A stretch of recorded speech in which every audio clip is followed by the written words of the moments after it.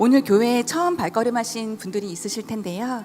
저도 교회에 나온 지 얼마 되지 않은 새 가족이며 난소암 환우입니다. 그러나 예수 그리스도 안에서 하나님의 은혜로 지금은 얼마나 감사하고 평안한 마음으로 투병을 하고 있는지 말씀드리고 싶습니다. 저는 독실한 기독교 가정에서 태어났으나 어릴 적부터 눈에 보이지 않는 하나님에 대한 의심과 질문이 많았습니다. 교회에서는 예수님을 믿어야 구원을 받는다고 하는데, 그렇다면 성경과 기독교가 우리나라에 전파되기 전 삼국시대의 사람들은 어쩌지? 한순간에 벌어지는 자연재해로 많은 인명피해가 발생할 때에는 불교나 힌두교가 국교인 나라에 태어나 복음을 못 들은 사람들에게는 불합리한 게 아닌가 등의 질문이 많아 성장 과정에서 계속 교회 안과 밖을 넘나들었습니다. 남편과 결혼 후엔 얼마간 시댁에 들어가 살았는데요. 종교는 없으시지만 누구보다 선하시고 겸손하신 시부모님과 남편을 보면서 저의 의심은 더욱 깊어지고 점차 사람의 관점에서 세상을 바라보는 인본주의적인 가치관을 가지게 되었습니다. 또한 전공이 생명과학이고 미국계 제약회사에서 일하면서 가장 작은 생명체인 바이러스 혹은 인체 내 암세포조차도 생존하고자 다양한 돌연변이를 통해서 약의 내성을 나타내는 현상을 바라보며 하나님이 세상을 창조했다는 창조론보다는 진화론이 맞다고 여겼습니다. 또한 끊임없는 연구개발로 많은 질병을 극복해온, 그리고 아직 난치병으로 남아있는 질환을 정복하기 위한 인류의 노력과 과학의 발전에 크게 감동하여 가치 있는 일에 헌신한다는 자부심과 열정을 가지고 일에만 파묻혀 지냈고 그에 따른 보상도 있었습니다. 과연 신은 어디에 있을까라는 질문은 점차 뒷전으로 잊혀지게 되었습니다. 그러나 작년은 저에게 위기의 해였습니다. 난소암으로 1월과 9월에 2차례 수술을 받았으며 처음엔 1기였으나 두 번째 수술 때에는 이미 3기 말로 진행되어 있었습니다. 저의 암종의 경우에는 1기여도 무조건 주변 장기를 함께 제거하고 공격적으로 항암 치료를 해야 하는 예후가 안 좋은 암종이었으나 첫 주치의는 그렇게 하지 않았습니다. 결국 암은 수개월 동안 빠르게 진행되었습니다. 항암 치료 중 어느 날 알려진 부작용과는 다른 목과 쇄골 부위에 통증이 나타나고 지속되면서 과학과 인류의 진보를 소중한 가치로 삼던 저의 자신감은 무너졌습니다. 통증이 점차 쇄골에서 목 윗부분으로 번져감을 느끼며 십수년간 찾지 않았던 하나님 앞에 무릎을 꿇었습니다.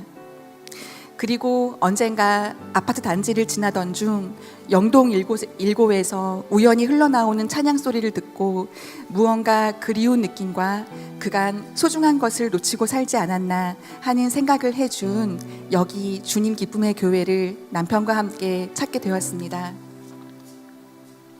교회에 나오자 목사님께서는 2000년 전 예수님께서 이 땅에 계실 때 행하신 사역들을 기록한 마태복음 강해 중이셨습니다.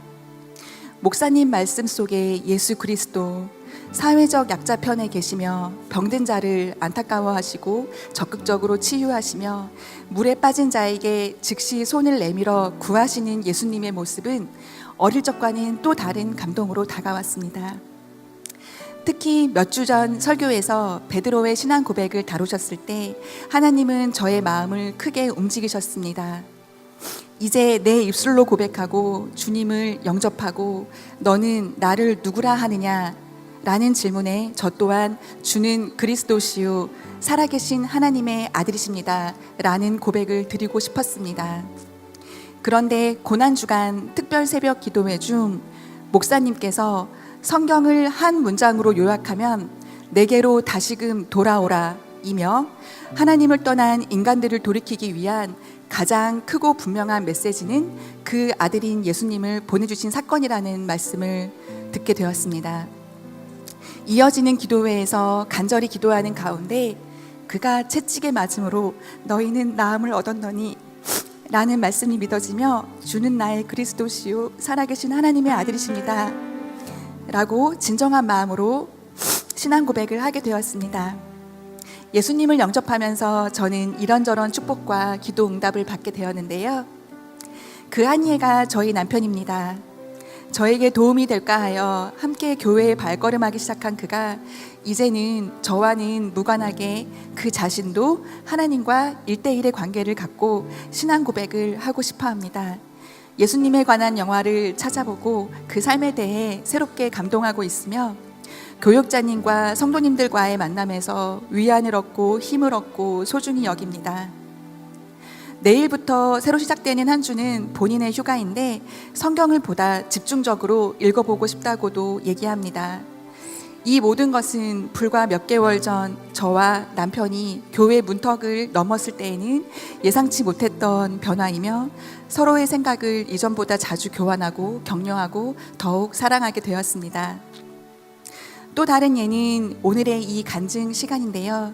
30대를 하나님과 무관하게 살았던 것을 후회하는 만큼 다른 분들은 같은 후회를 하지 않으시도록 돕고 영혼 구원에 열매 맺게 해주시기를 기도드렸는데 오늘 이 자리에 서게 되었습니다.